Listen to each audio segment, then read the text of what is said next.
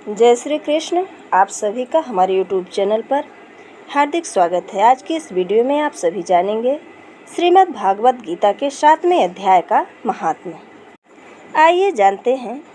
महाभारत शुरू होने से पहले भगवान श्री कृष्ण ने अर्जुन को गीता का ज्ञान दिया था। इस गीता का 7वां अध्याय पितृ, मुक्ति और मोक्ष से जुड़ा है।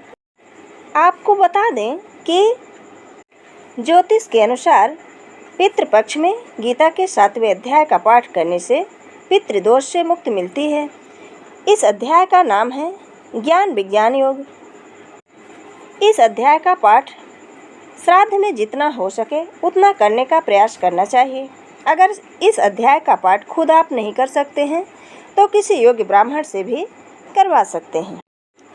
जीवन में कभी न कभी मनुष्य को कुछ ऐसी मुश्किलों का सामना करना पड़ता है जब उसके पास समस्या का कोई समाधान नहीं होता। ऐसे में श्री गीता की मदद से वह समस्याओं का समाधान पा सकता है। साथ ही यह हमारे मार्गदर्शन में भी सहायक है।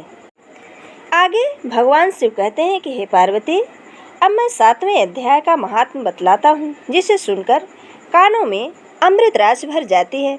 पाटिलपुत्र नामक नगर दुर्गम नगर है, जिसका गोपुर द्वार बहुत ही ऊंचा है। उस नगर में शंकुकर्ण नामक एक ब्राह्मण रहता था। उसने वैश्यावृत्ति का सहारा लेकर बहुत धन कमाया, किंतु न तो कभी पितरों का तर्पण किया और न देवताओं का पूजन ही किया। वह धनोपार्जन में तत्पर होकर राजाओं को ही भोज दिया करता था।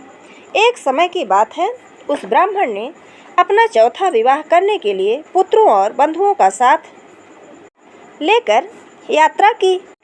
मार्ग में आधी रात के समय जब वह सो रहा था, तब एक सर्प ने कहीं से आकर उसकी बाह में काट लिया। उसके काटते ही ऐसी अवस्था हो गई कि मणि, मंत्र और औषधि आदि से भी उसके शरीर की रक्षा असाध्य जान पड़ी। तत्पश्चात कुछ ही क्षणों में उसके प्राण पखेरु उड़ गए और वह प्रेत बना। फिर बहुत समय के बाद वह प्रेत सर्पयोनि में उत्पन्न हुआ।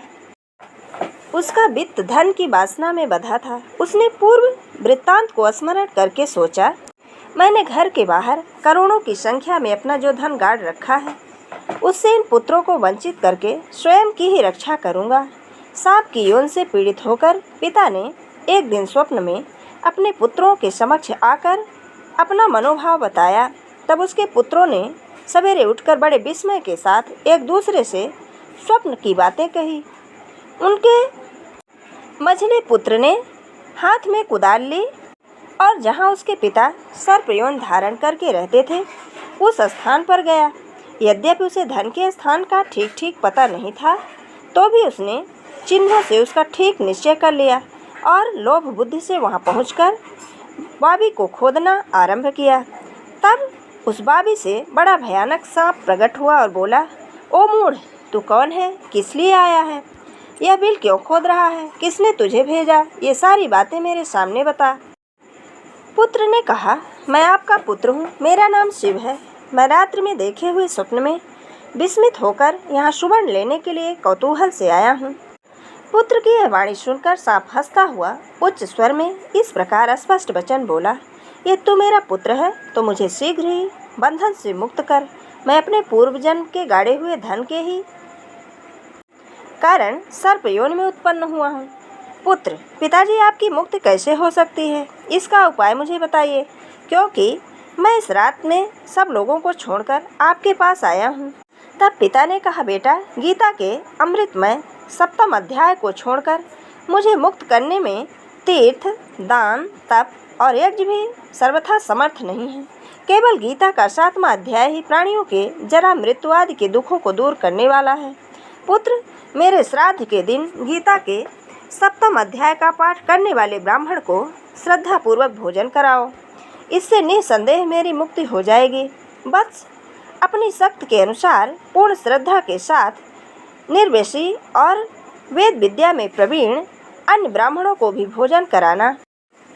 सर्पयोन में पड़े हुए पिता के ये वचन सुनकर सभी पुत्रों ने उसकी आज्ञा के अनुसार तथा उससे भी अधिक किया।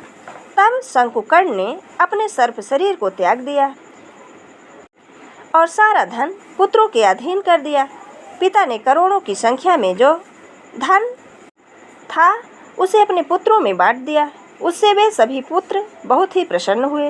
उनकी बुद्धि धर्म में लगी हुई थी, इसलिए उन्होंने बावली, कुआं, पोखर, यज्ञ तथा देव मंदिर के लिए उस धन का उपयोग किया और अन्नशाला भी बनवाई। तत्पश्चात 7वें अध्याय का सदा जप करते हुए उन्होंने मोक्ष को प्राप्त किया। हे पार्वती, यह तुम्हें 7वें अध्याय का महात्मा हमने बतलाया, जिसके श्रवण मात्र से मानव 100 पातकों से मुक्त हो जाता है। ये था श्रीमद् भागवत गीता के 7वें अध्याय का महात्मा। अगर हमारा ये वीडियो आपको अच्छा लगे तो लाइक ज़रूर करें और मित्रों के बीच में शेयर करना बिल्कुल ना भूलें। जय श्री कृष्ण। धन्यवाद।